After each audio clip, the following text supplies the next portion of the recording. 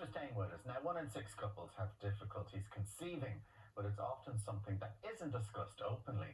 To mark World Fertility Day, we're joined by Elaine, who struggled with secondary infertility before having her son Max, and by consultant gynecologist Dr John Waterstone. First of all, we'll start with you, Elaine. How are you this morning? I'm good, Karen. How are you? Oh, look, and there's your happy ending right there on your knee. Good morning, Max. That's Max. Hi, Max. When was Max born, Elaine? This morning. Huh? When was Max born? He was born on July 23rd. Oh, massive congrats. He's an absolute dote. Let's go back to your story, though, when you conceived your first child, your daughter, Lucy. Did you have any issues conceiving your daughter? No, none whatsoever. I suppose I was a lot younger, but there was no issues whatsoever. And then when it came round to having Max, we just couldn't understand why it just wasn't working for us. But we gave it a year, and then because of my age, I just decided we need to look into it and get some advice and help. So that's what we did. And what age were you when this was all going on then? Well, I'm 40 this month. Congratulations. Happy birthday. So I would have been, thank you. I would have been 38 at the time, but we started the treatment when I was 39.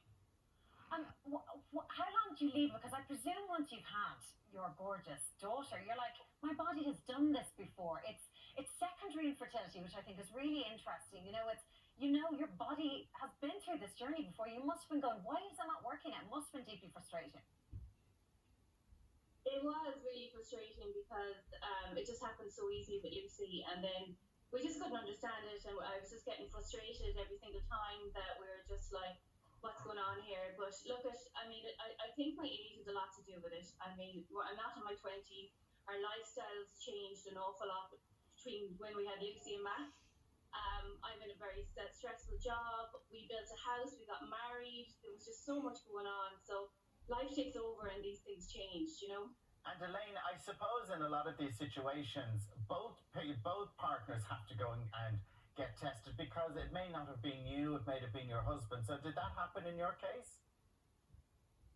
Yeah, and everything was fine. I didn't have as much eggs as I used to have and stuff like that. But it just, I just wanted to get straight into the IVF really, just because we didn't have enough to do loads of rounds. I just wanted to try, get stuck into it and give it our best shot, And you didn't tell family or friend. You had a friend actually who'd gone through it, so that was a big help to you. Yeah, I suppose we went to a clinic first, a different clinic first, and it just, when it came to crunch time, it didn't feel right at all. So we took a break, and then I reached out to my friend Maeve Dennehy down in Cork. She has a boutique, Love Cherish, but she went to Waterstone, and she was absolutely fantastic with advice, and she just said they were brilliant to deal with. So we travelled down to Limerick and had a consultation, and I just felt right from the minute we walked in the door to Waterstone that this was the place for us. I think you really need to have the right people behind you and be in a really positive frame of mind for it to work. So that's how we felt when we went to Waterstone. It was just completely a different experience. And how would you describe the experience of going through IVF? I mean, very different journey for you conceiving your second child. No, well, it was a very daunting experience at the start because I didn't know much about it, and I didn't know, I really didn't have any clue because I hadn't talked openly to any of my friends about it. Anyone that I know that did it, I didn't know the ins and outs of it. I just knew that they did it. But I think that when I reached out to two friends, one here in Clonmars where I live and Maeve, they really settled my mind and didn't make it so daunting. And to be fair, there was a nurse we were dealing with in Limerick, Elaine, she just couldn't have informed us enough. She gave us graphs. I think the most daunting part for any woman is when you go to the pharmacy and you pick up all the medication. It's like these 3 bags of a lot of medication, and it's very scary and daunting.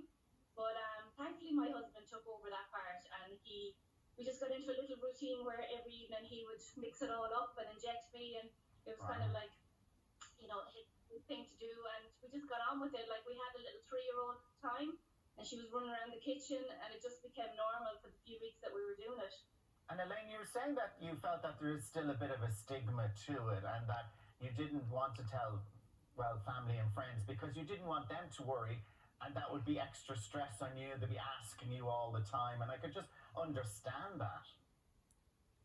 Yeah, yeah, we didn't tell either side of our family because if it failed, we didn't want that disappointment. It was coming into Christmas, and we just kind of wanted to keep between ourselves because it was so new.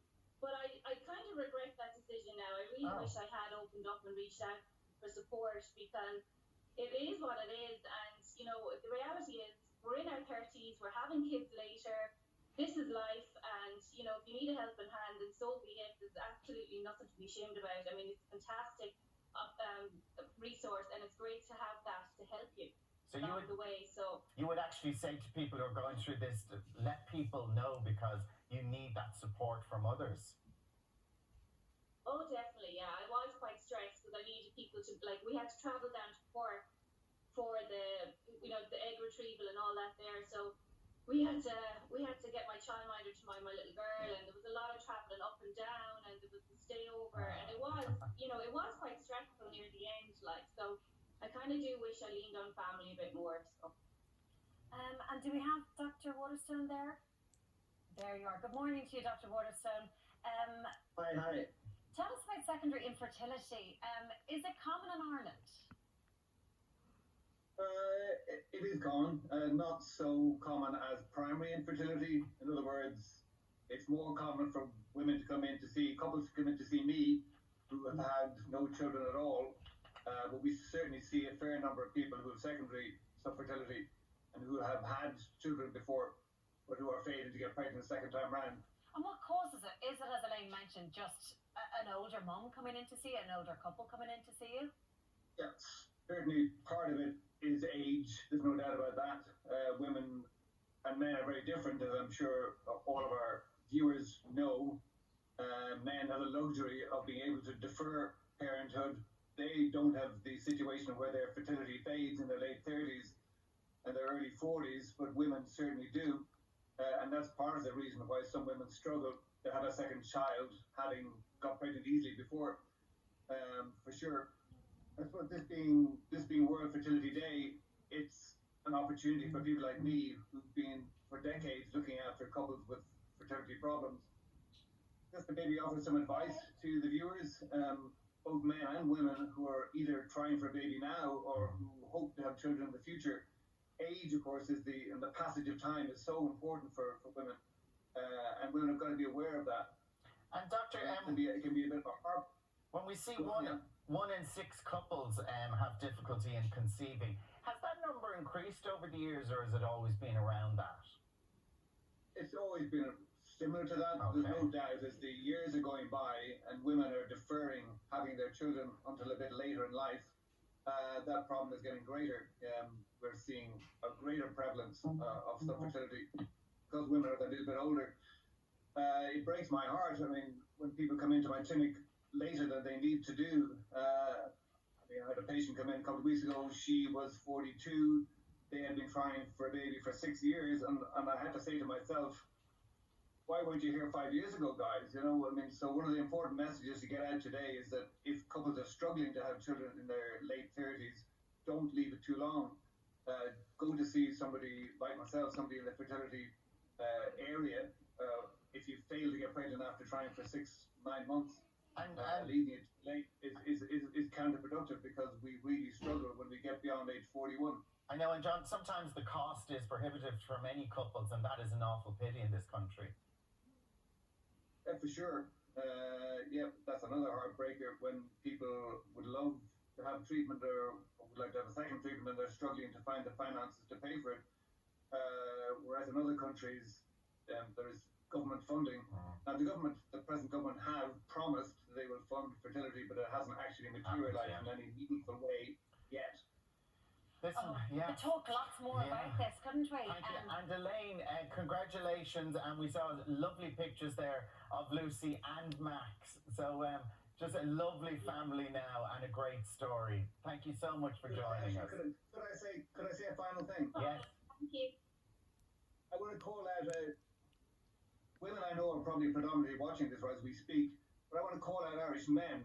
Because part of the reason that women are leaving it too late in life to have kids is not because of career and educational opportunities, but the man in their life isn't stepping up to the plate. So Irish men have got to be aware as well that fertility is a diminishing thing for women as they age, but not for men. So men need to be not to be selfish. There's a woman in their lives, and that woman is hoping to have a child with them. Yeah. They need to either step up to the plate and commit, or move on and let the woman find somebody else. You've got that message across today, and it is, as we said, World Fertility Day. Thank you so much. We're going to take a quick break. We'll be back in a few minutes.